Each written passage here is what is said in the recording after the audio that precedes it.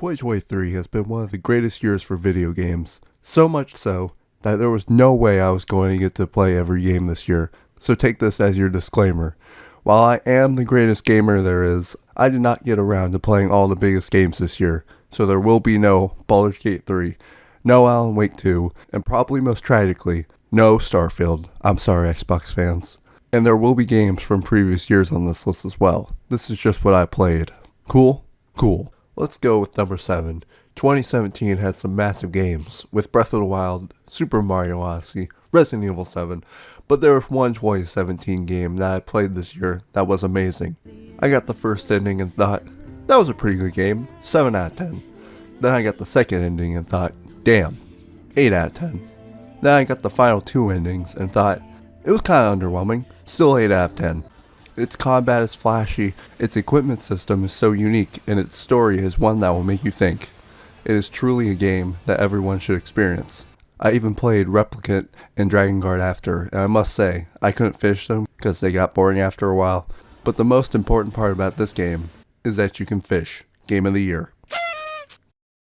This game is what it feels like to be on 2 different kinds of drugs. It makes you feel like a speedrunner within minutes of starting. I didn't expect to go back to this game time and time again to get better records, but that damn red medal was calling my name. Its levels are so smartly designed, with these massive skill ceilings leading to some tremendous highs, but never demanding greatness from the player, who can't get more than a silver medal. Its insight system is what leads to this sense of progression, giving the player a breadcrumb trail of rewards that helps players learn the ins and outs of levels and become the speedrunner that's lying dormant within.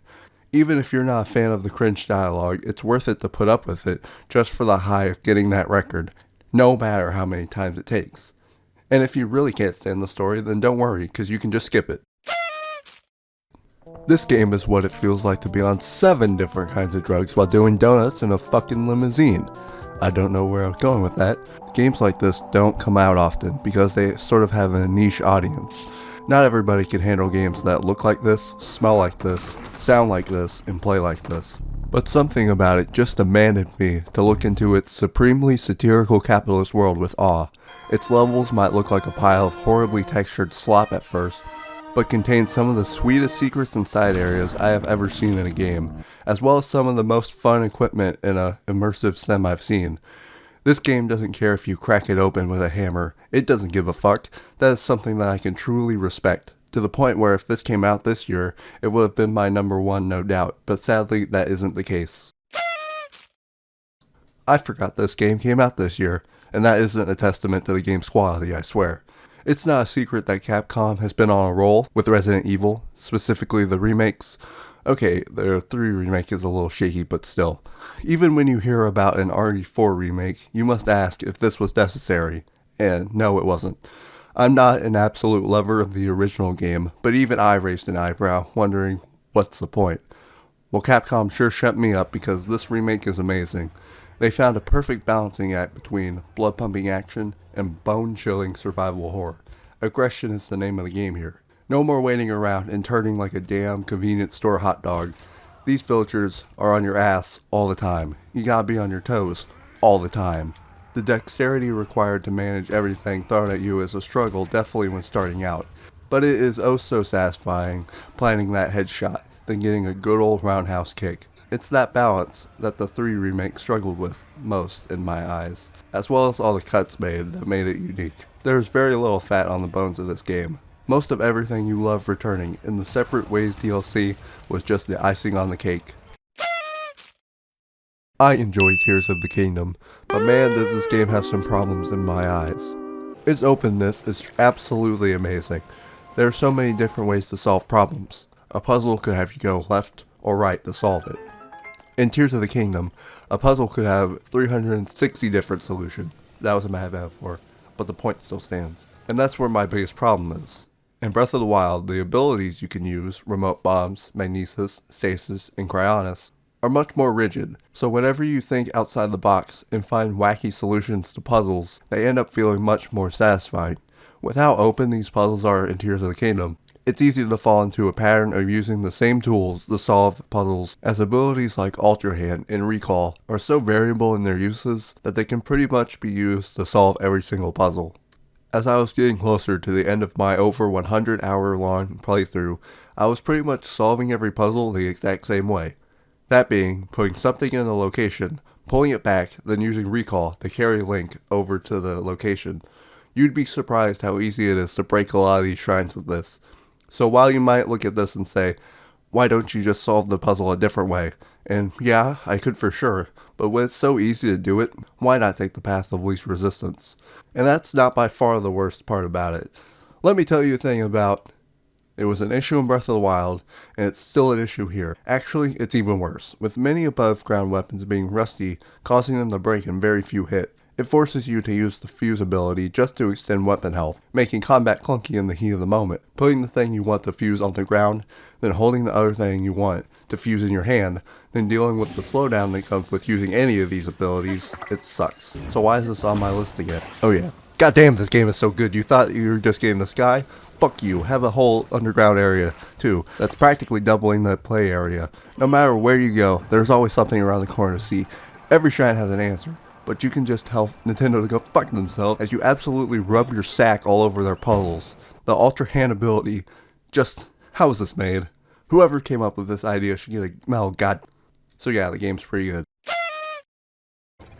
Every level in this game just oozes creativity. This game just makes all other platformers look dull in comparison, and of course it is. Nintendo wouldn't release an uninspired, boring Mario platformer.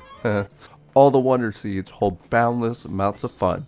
You think you've seen everything in the normal levels, but they always pull the curtain back for some more unadulterated joy. The badges provide fun new abilities that sometimes screw over stages, such as the parachute cap that lets you wall jump up one wall, the dolphin kick that makes water stages fun? No. As well as other badges that provide unique experiences and stages, if you choose that badge. It was the kick that Nintendo needed to bring to the 2D Mario games to bring them back to the same quality as the 3D Mario games have always been. It's P, you know it, I know it, fuck yeah, woo! So what makes this game so special? Not only is this developer's second game, not only is this a great Souls-like game, which takes and remixes some of the best mechanics from other Souls games, but it also has a cat you can pet. Best game, no doubt. The Legion arm, which is pretty much the Shinobi prosthetic, but P puts a spin on it with its upgradable abilities. There's the puppet string that brings the enemy close, or you can just do anime flips, they don't give a fuck, or the flamethrower that lets you burn things. Also a gun. It has parrying, the best aspect of any game. If it's got parrying, I'm there for it. People compare this to Bloodborne and Sekiro, but you can't play it too far in either direction. It requires a unique playstyle that isn't for everyone, but damn is it good when you grasp it. Level design. Did From Software secretly have their fingers in this game? No. NeoWiz just did their homework. There's shortcuts back to the start and interconnected areas, as well as plenty of different enemy encounters. One big enemy with a bunch of smaller enemies around, sub-bosses with plenty of mix-ups. The boss fights are some of the best I've seen in the Souls-like genre, with a good variety of giant robots, gross monsters, and human-sized foes.